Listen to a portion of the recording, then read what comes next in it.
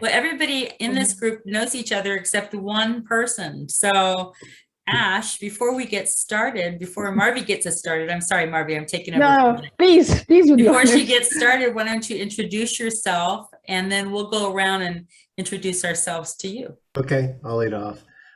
So my name is Ash Black. I'm an educator at the University of Arizona. I work mostly with undergraduate and occasionally graduate students. My domain is technology, so I teach technology skills and software development skills. But I also have a very different learning model, which probably everybody on this call is more familiar with than the university typically is, which is it's completely experiential. So the way that I work is I've created a business, a startup, and then I hire the students on and then pay them to build software. They start with like very little skill, but lots of aptitude and lots of tenacity. And then through team learning, rapidly develop software skills. And the students have done really well. I'm also very passionate about it because it works. So I think it's important that young people be given every chance to step up and become what they are. And I'm almost done, Julie. The reason for that is because I have a really deep faith in young people, and I think that our species is at a moment where we need to trust them with the levers of controls of society, because I think that we're not making that enough progress, and I think that it's time to turn it over to the young people. And so that's my mission. That's what I'm into. Hey, you're in the right place, I think. Yeah. Thanks for letting me go on. You're amongst friends here and people who believe a lot of the same thing. So I'll go next. I'm Julie Shively, and I am the founder of Innovation World and co-founder of the Global Innovation Field Trip. I could be the only person on this call who is not an educator by training, but I'd like to say I still educate a few people now and then through the work that I do. And I'm happy to be sitting on this panel today. Wow. Gayla, you want to go next? I don't know what order you all show up on your screen, but Gayla, you're on my screen next. Okay. Hi, here is very early in the morning, so good morning. I'm Galit Zamler from Israel, the founder of Entrepreneurship for Kids program and the co-founder of Vicathon for hosting experiential hackathons.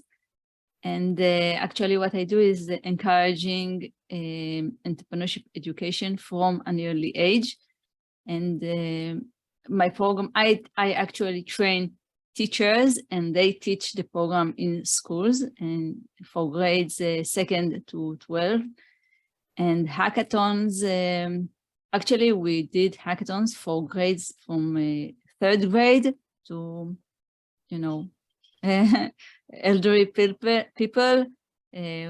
We hosted in schools hackathons in the one city, and on national hackathon and international hackathons. It's something that you in a very short time give them a lot of skills to demonstrate, and they come up with creative idea and present them, and something very exciting.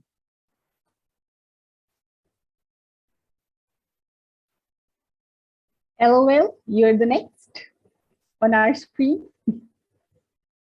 Hello, everyone. My name is Alivil Makaisa. I'm a homeschool mom living here in Jeddah. So I'm a Filipino, and I'm a proud member of the GIFT team, as well as Invent Future Global, as well as also the Homeschool Association of the Philippine Islands. So I've been homeschooling our 4 kids, homeschooling in total for about 10 years now.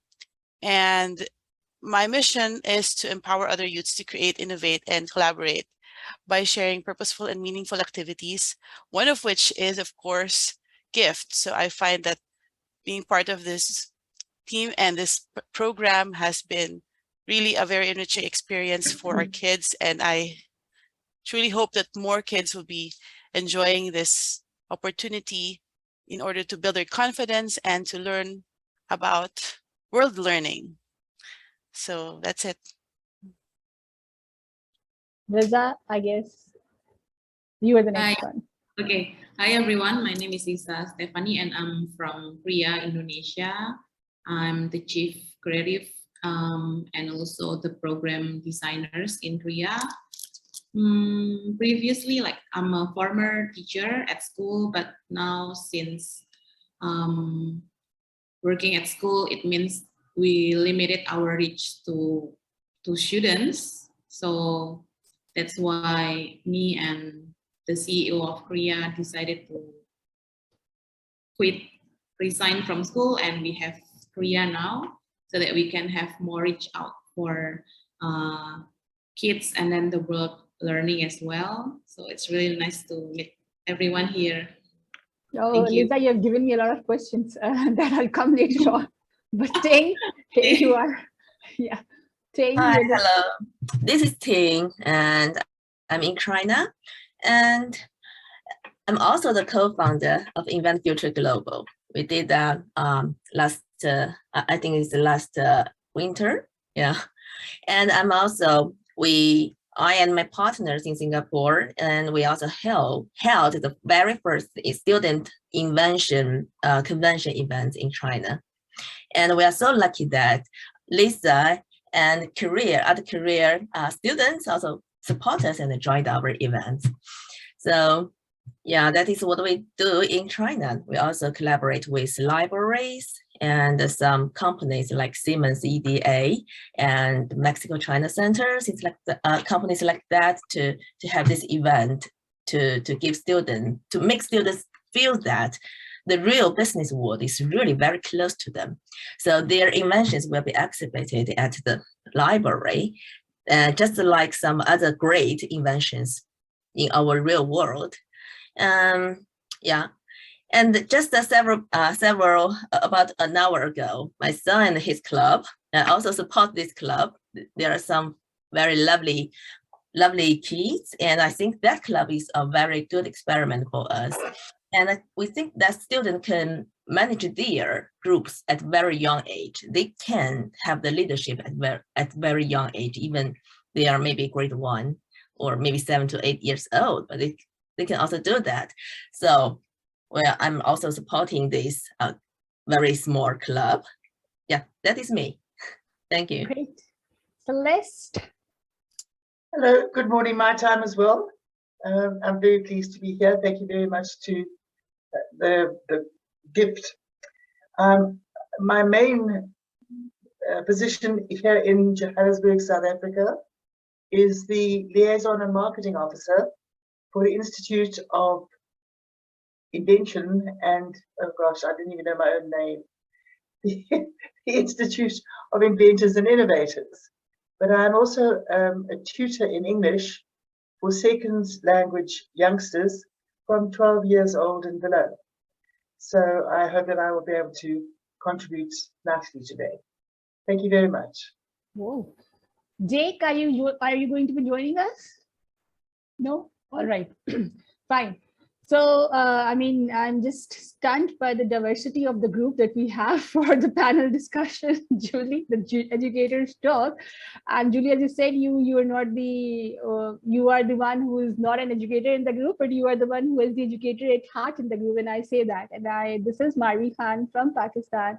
And I'm currently working as a community educator from 3V Learning, and this is a title that I adapted by my own self, and I was given an option of multiple titles when I joined the company, and I was like, this is the best that suits my interest, because I'm an academic and corporate mentor as well for teachers and for corporate professionals. But my ultimate, basically, because I've been a school teacher for more than 16 years, so my ultimate, I would say, introduction is that I am an educator. And that's the best that I could let you know. And I was just thank you, in fact, Julie and Gift, for providing us this opportunity to collaborate and talk to each other. And the whole objective of my talk is basically, and the other day I was thinking, what can we give audience, to take away out of this talk? And the whole objective of our talk would be basically that things have changed and we have to accept, we need to accept, because when we talk in the paradigm, because gift is all about not just, in fact, why I love gift is because just when just Lisa was talking, I was like, Lisa, you give me a lot of questions, because it is beyond the boundaries of schools, but yet in the education, and yet in the very, very kind of paradigm of learning. So we do not restrict learning and education in school and in classrooms, but gift actually, that's what I love the word gift, because it's a gift for everyone, and there's no age limit, and we don't like restrict students is grade 1 competition and grade 2 competition and grade 3 competition. And then furthermore, it's beyond competition. It's about talking, and it's about giving some students something actually out of it. So the purpose of our conversation will be what gift as global innovation field trip has been giving to you people in your organizations, in your countries. What difference has it been bringing up till now? Do you have some success stories to share? Do you have some success, some students that might have come back to you with that presentation, our gift has changed us this way or that way? So we are going to be taking a memory lane of our association with gift and how it has been enhancing, like probably, or how it has been like covering the objective that we meant to. So Celeste, being the youngest in the group and the most beautiful, I'm going to begin with you. So I'm going to be pointing at anyone, so beware. I'm a teacher, so I'm going to be a teacher over here at the moment.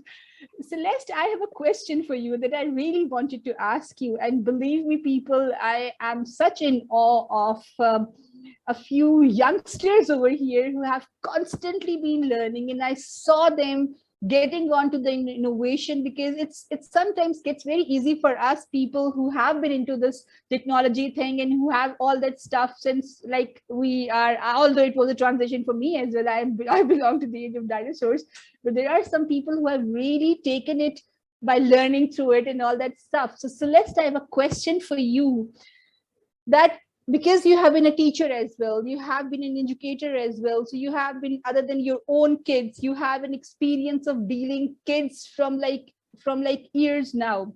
What's the difference that you have observed within this transition of the time in students? Because it's a common thing that we have been hearing, things have changed. So have you noticed a difference in the transition, the students that you had earlier in maybe decades ago, or maybe a decade ago or some time ago, and now the students that you observe in your classroom? So I throw this to you first to build upon my conversation. Celeste? I beg your pardon. You're speaking to me. Thank you. My classes are one-to-one. I'm a tutor, so rather than a teacher. So to the extent I do not go into the classroom, I have a group of students who come to me for private lessons. Now their attitude is one of, oh gee, I've got to go and read again. Oh no, why do I have to do something? And for the most part, they have missed out, the ones that come to me that I have found, they miss out on the basics of just basic ABC. So we generally have to go back so that they can go forward. So I can't really answer your question in a larger educational context. But have you seen a difference in, as you said, their interest? You talked to me about the interest of the student, but have you seen a difference? How long has you been tutoring, Celeste? Oh, about 6 years now. Wow. So in fact, 6 years it's ago. It's long enough to be able to answer something. Yeah, at least. So yes. 6 years ago, I mean, the students you had, I'm talking about the difference. Do you think there's a difference in the need of them? No, Marvi, I must say, my students that come to me have almost got the same kind of problem. So the comment from an outside coming in is that education seems not to have changed in our country. So we're getting the same kinds of problems all the time. The classes that are too large, teachers that don't come to class, basics that are thrust through, a large syllabus that has to be covered. Anything happens, it doesn't matter. Okay, full stop, we've done this part, we've done that part, and it doesn't really matter if the children have understood or grasped or are able to perform. It would seem from the people that I'm teaching, because I've got to always go back, they are still, for the most part, eager. Probably about 30% of the time, 40% of the time, it's stressful. But we have fun in our classroom, as it were, in our lessons. But at the same time, they wish they weren't there. They would rather be playing Xbox or something than learning or reading. And reading is a bit of a drag, yeah.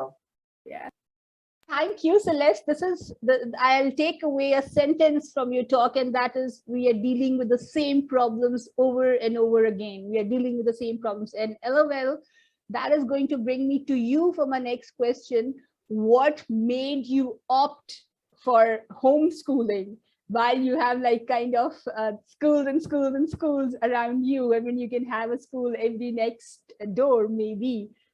By the name of school at least. So what made you choose or opt homeschooling? Why this difficult thing? Why don't you put everything in school and like go? Well, thank you for that question. I have to always go back to my why, right? And that's the thing that we also do in homeschooling. Number one would be so that we could really be intentional in our parenting. So we believe that education is not just the academic portion of learning, but also about spiritual. So being able to pass on our faith beliefs in a setting like this is something that's really important to us. So we value that as a family.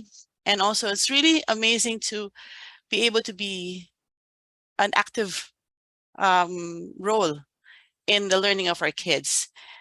I remember as well when I was a kid, I've always questioned some kind of lessons that we have, like for example, the difficult math and science stuff, or having to remember things in history. What am I going to use this for? Yeah. I've always been that kind of student. So I did well in school. I was a good test taker. I actually did just cramming a lot, but I've always had that question in my mind. And for real, really, a lot of the things that we learn in school are stuff that we are never gonna use when we're adults. So I'm hoping that through this different kind of homeschooling that we do, we're able to tailor the education based on the strengths and weaknesses of our children, and that we are able to explore different things. I, for one, believe that it was also an advantage for us to be able to join GIFT and learn from all the wonderful things that we have encountered in here, the people that we meet, the students that we see and what they do, because it expands our learning. It's not confined to curriculum.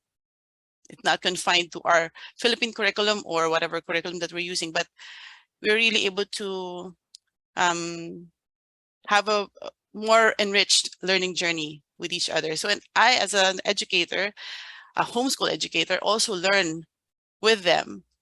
So since learning is really lifelong. So now we have like kind of building on the stone, because Celeste said we're dealing with the same problems again and again. LOL, when we talk about education, you are like, it's not covering a whole child, or it's not covering exactly what we as parents wish to deliver to our students.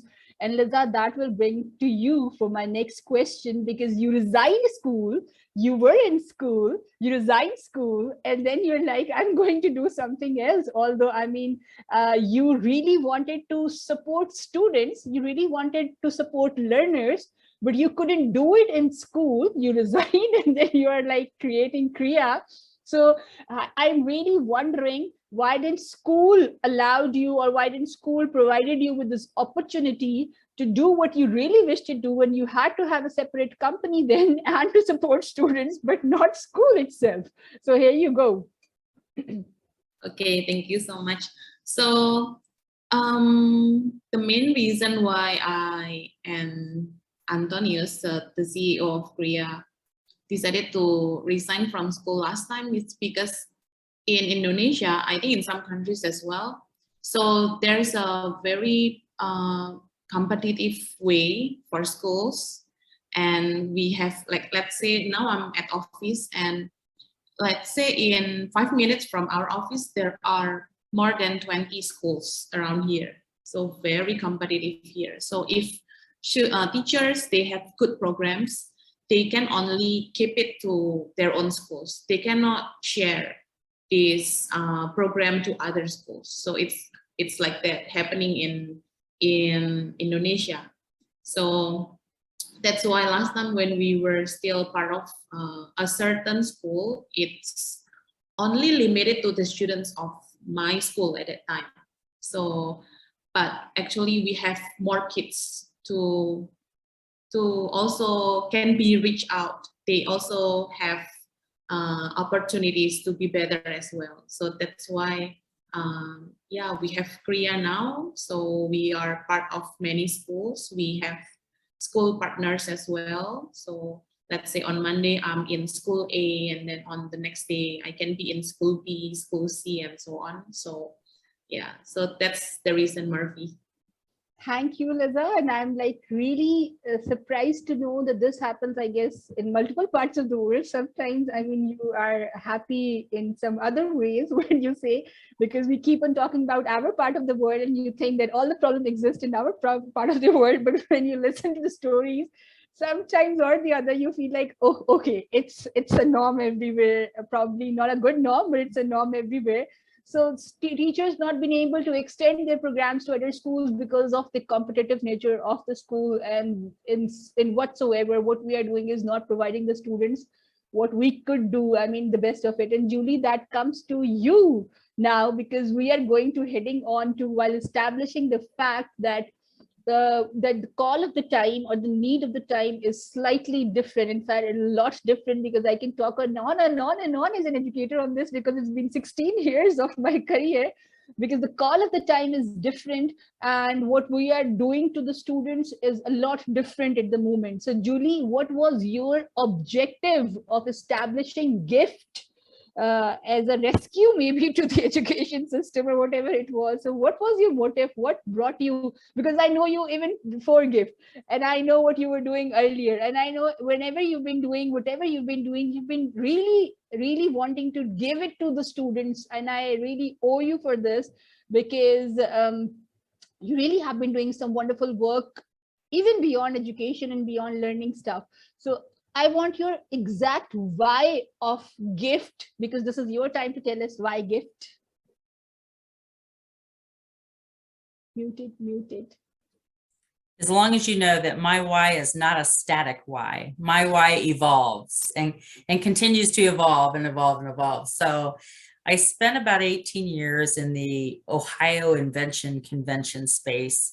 And we did primarily work with K through 8 students, but then just about the time that I was leaving, we took it all the way up to high school.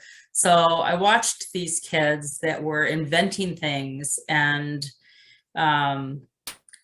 celebrated them to the point that we could, which was like a state level competition. And then there was always the what's next, and there was never a what's next. We couldn't answer that for them. We didn't offer them anything. There's nothing else that we felt capable to do. And we were wrong. We were just wrong. We could have, there's a lot of things we could have done to help continue their interest, if nothing else. I mean, we maybe can't produce or manufacture their products, and a lot of them weren't producible or manufacturable anyway, but we didn't do anything beyond that to continue to inspire them. And then I went to the National Invention Convention for a while. It was pretty similar. It ended at the competition. And when I left and I started Innovation World, it's about the same time, literally within 2 months of COVID hitting the United States. Yeah. And I started to reflect on all the kids that had spent time in the United States during that school year who had created their inventions, and realizing now they don't even have their school level competitions or regional or state level or national, because everything was canceling. And about that same time, Jake Mendelson reached out to me and he said, I have an idea I want to talk to you about. And I said, you know what, I have an idea and I want to talk to you about it. And I thought, most of you aren't old enough to know what a telethon is probably, but in the old days on TV, they had these telethons that would run for like 3 days straight. I think Danny Thomas was a big telethon celebrity, and they would raise money and they would have different celebrities and different people presenting. And I said, what if we did like a 24-hour telethon with students across the United States who could come on and share what their invention was or their innovation, and then we celebrate them and then move on to the next one. Well, before we even had the first one planned, it turned into an international event because of all of Jake's contacts. And we started working on it in late March. The first one was in May of that same year, so just 2 months later. And we had 80 some presentations, 103 presenters in that first event from 15 countries. And we're like, we might be onto something here. People started asking, well, when's the next one? And so it started as just kind of a stopgap method to celebrate students who we thought wouldn't get celebrated that year, to becoming something a lot more than just celebrating kids because they created an innovation. It's also a way for them, a platform for them to connect with kids all across the world. So if you're a student from the United States, you can come on here and you can watch students from Saudi Arabia and China and South Africa and, you know, Israel and Indonesia, and learn what's important to them and see what they're doing and know that there's so many commonalities between you and that student, and there's so many differences. You know, the water problem they may have in South Africa could be very different than the water problem we have in Flint, Michigan. One's got poison and one has something else wrong with it, but the kids learn that no matter what, there's a water problem in both places, and we can help each other solve those problems. We see some really interesting organic growth happen in the program. We've seen students that have come from different countries and presented, like, I don't know which one did it first, but like Robbie from the UK presented on outer space, and Hoshika from, I think Hoshika's in India. No, Hoshika's in the United States. Somebody in India saw Robert's presentation on space and decided they liked that too, asked for the connection. Yeah, I remember and this because I was hosting both of them. And then the next event, they hosted a together as a team. And it's just, we can't make that stuff up. We can't force that stuff. It just organically grew out of it. And we just keep finding new ways to make it even better. And so my why is just continue to change. And a lot of the reason for that is sitting on this call right now. It's the other contributors from around the world. To be honest, until I was part of GIFT, I didn't communicate with people around the world myself because I had no reason to necessarily, and I had no platform. And now I cannot imagine it. I can't imagine not. I mean, my 8-year-old comes up to me, he goes, what country are you talking to right now? I mean, he knows that I'm not talking to somebody in my own city or state. I'm always talking to somebody from somewhere else. And I want him to grow up and think that's what you should do. That exactly is the literal meaning of innovation, Julie, by the way. I don't know if you know it or no, but you actually left us on the literal meaning of innovation, that you keep learning and keep growing and keep improving. And that will throw my next question to Ash as an educator. Although we don't know each other a lot, because over the platform of GIFT, the rest of us, we have been knowing each other really well. But Ash, being an educator, before I move to Galit and Think then, because they have been one of the people who have been really implementing these with their kids straight away. So I'll ask the impact later on to you girls. So please keep thinking of what I'm going to ask next. But Ash, over here, we are seeing something, we're having the same problems again and again. Schools are not being able to cater. And as Julie said, just through one computer, she could make this impact with just one idea of letting students talk, of letting students come and celebrate their success, of letting students come and tell people about what they think about their ideas, can give this impact. And as Eleville said, education is far beyond what is being delivered in the schools. So you as educator, what's your take? How should now schools what actually idea, what is one thing that schools can take from gift and maybe implement in their own places, because the team gift is not actually meant to restrict people or to have things, I mean, in one setup, but maybe it can be replicated everywhere. So Ash, what do you think as an educator that schools, what's the one idea schools can take from gift and implement in their schools for a better thing? Yeah, so I think that the question is, what can schools do to adapt to the new reality that we have? And I think that the answer requires tremendous innovation from educators themselves, because the solution is found not in holding and gatekeeping knowledge and then distributing it or disseminating it to the students. The 21st century, the new world, needs us to collectively acquire knowledge. And I'm talking about 12-year-olds. 12-year-olds figure out how the Xbox works, right? And then they teach each other, and they teach the adults, and they also honestly will teach the programmers at Microsoft what the Xbox can do. And that's just in a technology sense, but it's true of every field. And this is because of our humanity's at this incredible point where our intelligence, and it's largely because of technology, is exploding into an exponentially greater scale than we've ever had before. And so what's needed is ingenuity, creativity, humor, empathy, insight, dreaming, music, whatever, all of that, the human qualities, because technologically and from a scientific knowledge point, we're exploding into a realm of knowledge that's just exponentially greater than anything humanity's known before. So what that translates to is that educators, my belief is that educators need to let go of the artifice of being the lecturer or being the educator or the informer, and they have to roll up their sleeves and get into it with the young people and learn together. And instead of trying to impart knowledge, we should impart wisdom.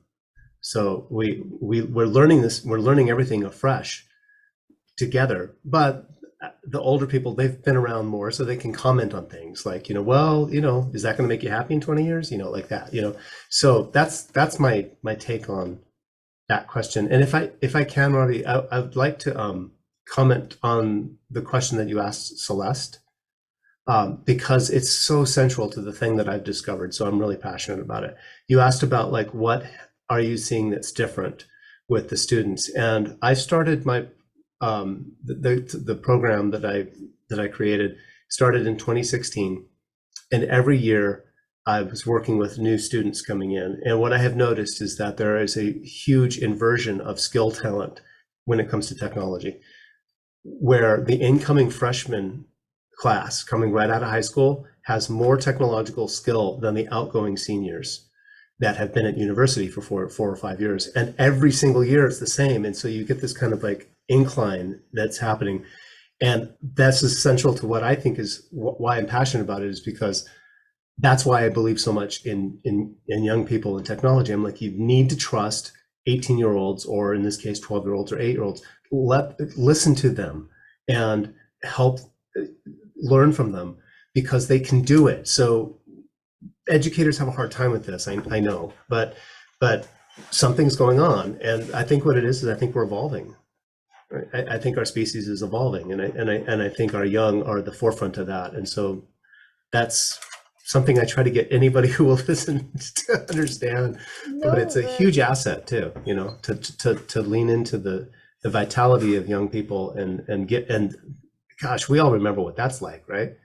When your elders trust you, your confidence just goes way up, So I just wanted to share that, because that's really central to what I've discovered. Yeah, exactly. That is what exactly my take was when I actually asked Celeste about that question. But Celeste actually gave it some beautiful perspective of her own, which was like the problems keep continuing. We do face the same problem, but yes, species are evolving. It's been, again, as I told you, it's been 16 years that I've seen students, and I've seen them evolving. Their demands are different now because they, as we say, they have their different input now. Imagine a student who has a completely different input coming into a school with a lot of already, the brain filled with a lot of stuff, and then you are like, go back, just unlearn everything that you already know, and we are beginning with one going to be A, B, C, D all again.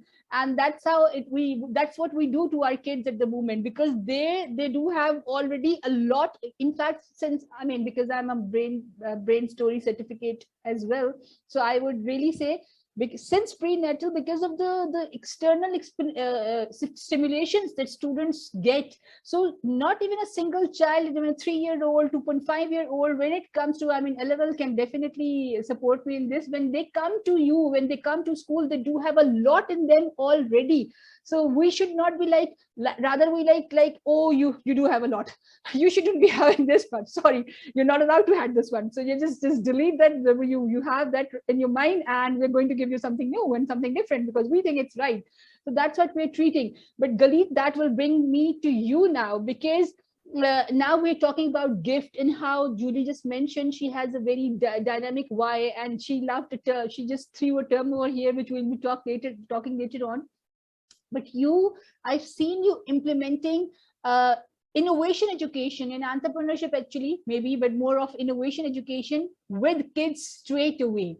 So when you give kids a thing like this to talk, to discuss, to collaborate, to share, to know, what is their response? How do you respond? Do you say, oh, this is fine, or do they have some different response? So when you give students something different other than A, B, C, D, what do you see and what do you observe as a response? Actually, as you know, I knew it from the beginning. They will be very excited about it. They really wait for these lessons. And once the teachers are those who teach the students, it becomes the school culture, thinking entrepreneurship, all the skills from the entrepreneurial arena is part of the school culture. And it makes a big difference in schools, even though I just come for teaching them one program, that's all, not everything, but it's something change in their mindset. And as according to gift, I think that, and I see that it makes them understand that, wow, there are so many ideas out there of young kids, and it opens their mind. Not on the kids already know it, but when their teachers and parents see that, they start believing in the next generation, and that's the idea. That is such a beautiful word, that they start believing in their own kids, because we constantly want them to produce, to deliver, and when they have something to deliver which is other than what we were perceiving them to deliver, we stop believing in them, like probably they don't have anything to deliver. But when they do something different, probably in the fields that they really are good in, we also start thinking, oh, probably we were wrong in estimating them, and they are far more than we are thinking. So excitement, yes, it completely changes the school culture, because that's where, this is what I really want to tell you. Okay, one initiative in your school, one little initiative which can actually give students the opportunity of real life learning, opportunity of 21st century skills, I would say, bringing in 21st century skills, is completely changing the paradigm of the school, because then the students are like, at least they have a platform, they have something to express and to share. And Ting, here comes my question to you, because again, you have been on the implementing part of the gift, and you have seen students implementing innovation educations and conventions as well. So do you have a success story with us to share? Because this is one thing that I'll ask everyone, especially, that do you have a success story that you can share with us through the platform of gift, that gift probably produced the success story while you were implementing it with the students? There are many success stories. I we run hackathons, and in these hackathons, it's actually competition. So we have winners, and what I have decided to do is that the winners have the opportunity to present during gift event. Oh. And they are very excited about it because, okay, now it wasn't just in our school, now it will be an international event. So this is something that we see. And brilliant incentive. Yeah, it's a great incentive. And last time we had a few teams, but I remember one of them, very young kids of about in the 5th grade, and they decided to develop something for the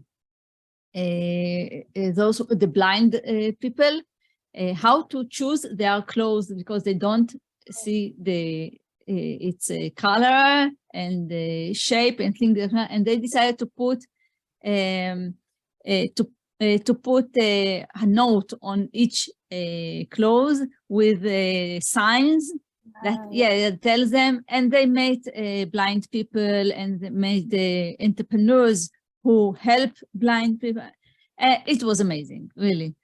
Wow, yeah, this is what we call, actually, this is, as Ella said, it's about, she was talking about that we never get to know where I'm going to be learning and where I'm going to be implementing this learning later on. So that's where kids are doing and solving some real problems. So Teng, here I comes to you now, and let me know that over the period of time, because again, GIFT is also supporting SDGs, and I want you to actually explain how GIFT, because Ash just talked about 21st century, and we are different. We are really different, and the century is completely different because the century has a different demand, and it has some sustainable, we do have some sustainable goals as well.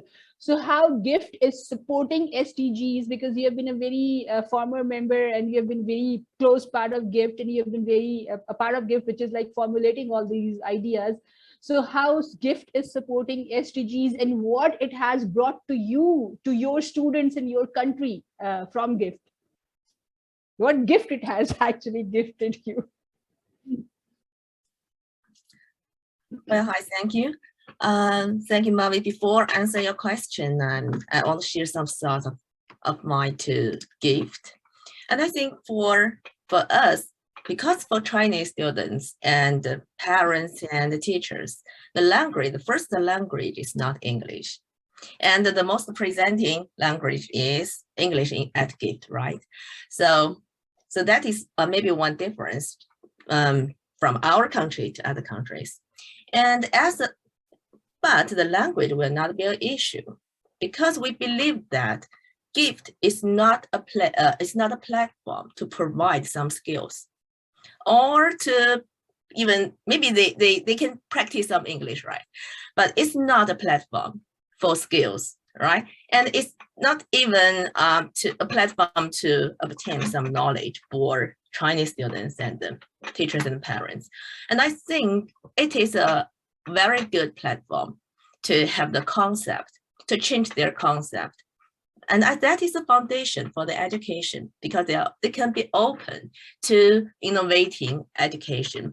They are open to collaboration, because when everyone comes to GIFT, we see that it's a collaboration of people around the world to host this event, right? And present at this event and share each other's experiences so we can learn from each other.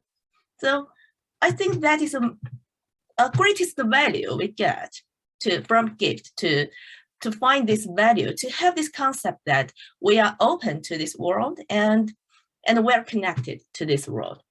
Because for some students in China, and they may not have quite a lot opportunities to be connected to people outside China. But this is a very good start point.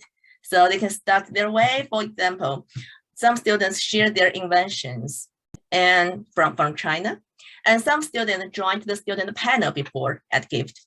And I think that is last year's GIFT. And some teachers shared their programs.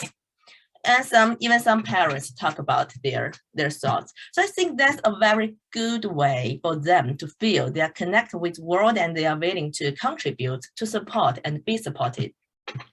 So I think that is a very good platform for China. And back to your question. Yeah, sorry. please. I just wanted to add, it's such a brilliant thing because I've always been believing students have everything now. They keep talking to, I mean, every part of the world they can, because they have gadgets and they have internet connection and they have like everything. But to channelize their energy in something like in some collaborations, which is going to be in the favor of humanity, as just Galit mentioned this example, that's a wonderful thing. Thank you for sharing that point thing and continue with your answer. Yeah, and I think that back to the sustainable way to have this.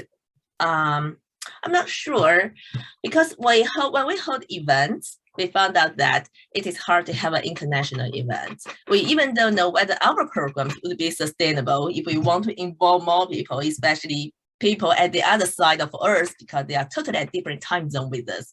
It's really hard for us to meet, actually. And so I don't know how to answer the sustainable issue. But I think if people can change their concept to open, because all of us have antennas to receive message and send out messages, right? So if we are open, and this concept are deeply in people's mind, so I think that is also the foundation for making anything sustainable. Yeah. Oh, all right. That's a perspective. But Julie, I would like your take more on this, how GIFT is promoting sustainable developmental goals, and what next is coming up with IFJ. So we're having a challenge coming up, I guess. So this is our time to talk to people about that challenge as well. So Julie? Yes, I would like to talk. I would like to share about the SDGs. Before we do, I wanted to make another point. Since Ting has just presented her answers, it reminds me of one other reason that I appreciate collaborating with all of you. And I think it's important that we teach our students to collaborate with students across the world, is because you can have two very different countries like China and like the United States. And Ting represents China and I represent the United States. And we've been in different meetings where we know that there are differences in what we need to do and what we need to develop for our particular contests and things like that. But we learn to negotiate through it. And I think that's a strategy of global communication that we didn't touch on, is the negotiating part. And because we respect each other and because we learn from each other, it's important for us to be able to negotiate with each other. And if you don't put children in circumstances where they have to negotiate, where will they learn to negotiate? And so I very much appreciate you, Ting. You've taught me so much in the last 2 years we've worked together, and I hope we just keep working together forever. As far as SDGs go, for the Sustainable Development Goals, we try to focus almost everything we do in the way of a challenge around them somehow. We have a brand new challenge. It's a call to action. We just implemented it tonight. It started literally today, and it's a call for students to look at SDG 13, which is climate action, find a problem, and create a call to action, and send us a 1-minute video or less that describes the problem and announces the call to action. And the top innovators will win $100 US, and they will come to the January gift and present their call to action to everybody. And this was made possible by a wonderful program called I3 Resources that donated money for the gifts, and we appreciate it very much. We'll have 2 more of those happening in January. It'll be about our waters, and in April it'll be about our lands. So we try to do everything that around a challenge based on somewhere in the SDGs, and very fortunate we had that donor help us out with that. So I hope that answered your question. Yeah, and I'm super excited to actually know more about Call for Change, and I actually encourage every one of you to just oops, sorry, just give me a second. There's a disturbance in my mic. Sorry.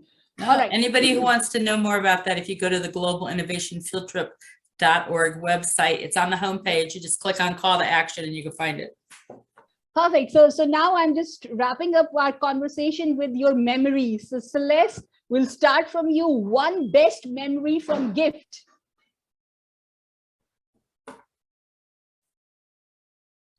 Start again and I'll say, oh my goodness, I have so many very good memories associated with gift, but I would suggest that our exposure here in South Africa to the world.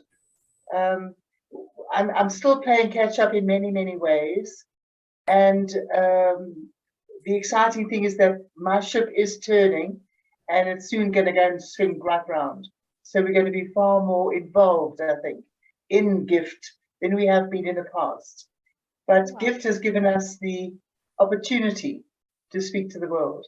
And I think that is a very precious gift for me. Thank you very much, Judy. Thank you, Jake.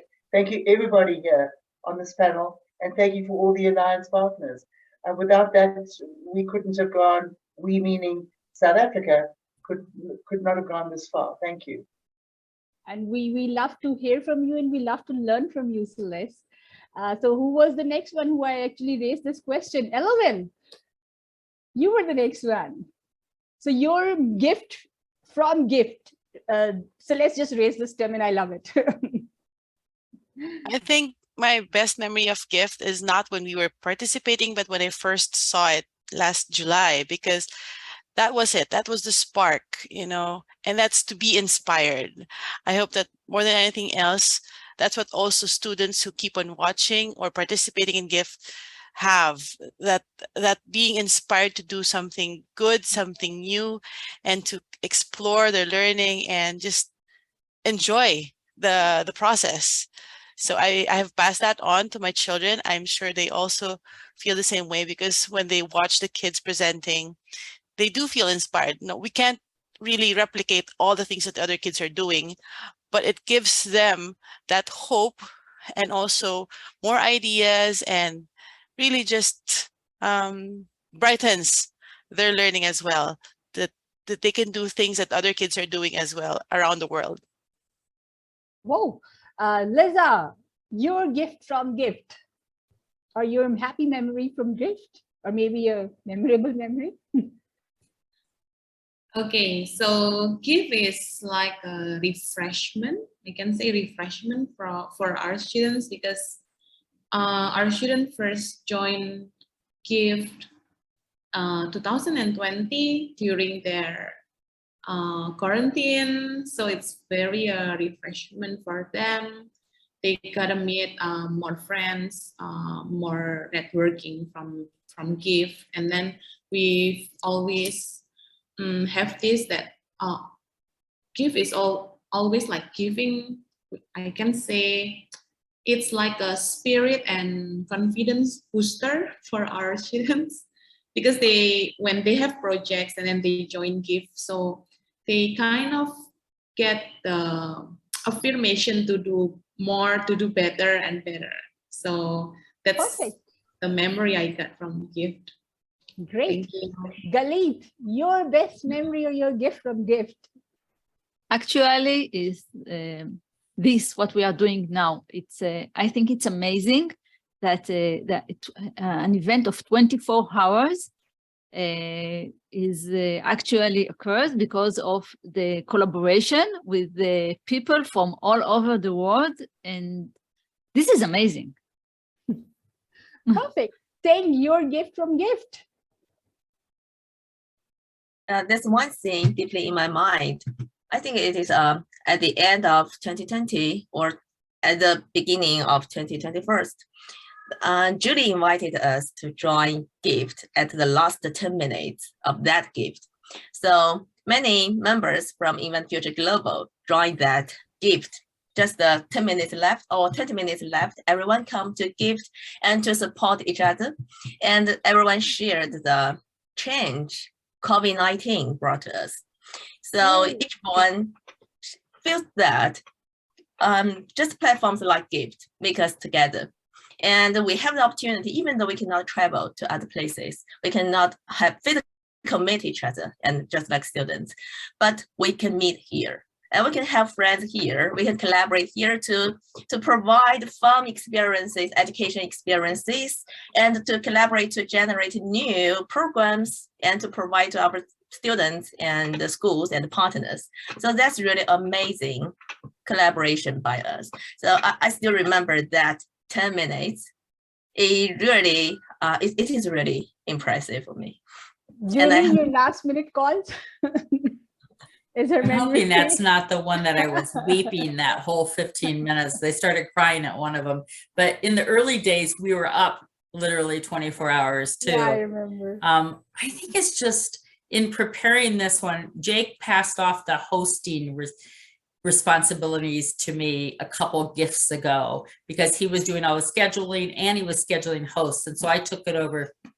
And I remember our first gift, we had 4 US hosts, Jake and me and Daisha and Carmine. And because we didn't know what we were doing and we thought everything was going to break and that YouTube wouldn't work and Zoom wouldn't work, we decided to pair up so that there's 2 of us smart old people that didn't know what we were doing at the same time. So we were on 6 hours, off 6 hours, on 6 hours, off, and that was just excruciating. Plus we were awake way before the event. So we were probably up for 36 hours and slap happy by the end of it. And this last week, we ended up having a total of, let's see, 36. 35. No, and it being 36, I recounted. We had 36 hosts from 15 countries that supported this program in this 24-hour period. And that's just huge to me. And that's just, it makes that, my favorite part of it is just knowing the people that come together to do this together. It's not my program. It's not Jake's program. It's really the kids' program, but all of us 36 people make it happen. And that's just really exciting to me. Whoa, and Ash, your gift from gift in the end, because we just have 1 minute and I would just wrap this conversation. Sure. So this is my first experience of gift. So, but what I would like to share is that Ting, you made you shared an insight just a few moments ago that I think was really profound, and that was, you talked about the antennas and that we're in touch with each other, and that it's related to technology, or that it can be amplified through technology, something like that.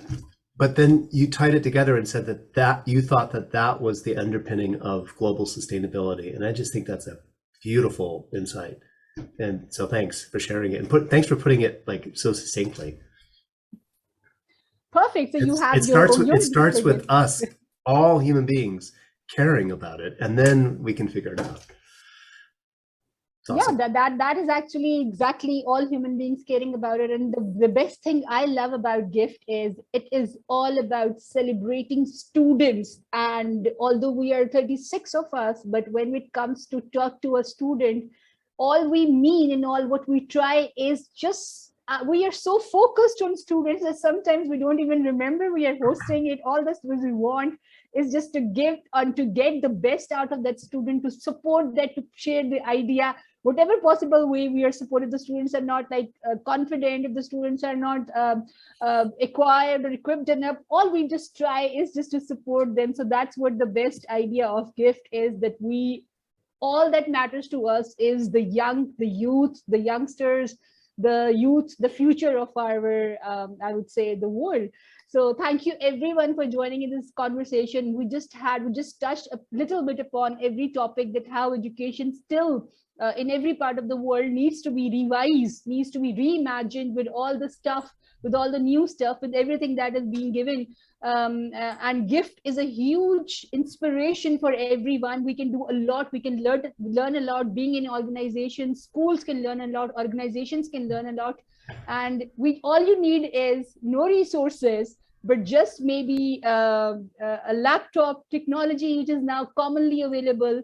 And with this, you need to have passion to continue, and you can support students, not of your country, not of your school, but maybe across globe. So thank you everyone for joining. And if you have some notes, please feel free because we are ending in our time.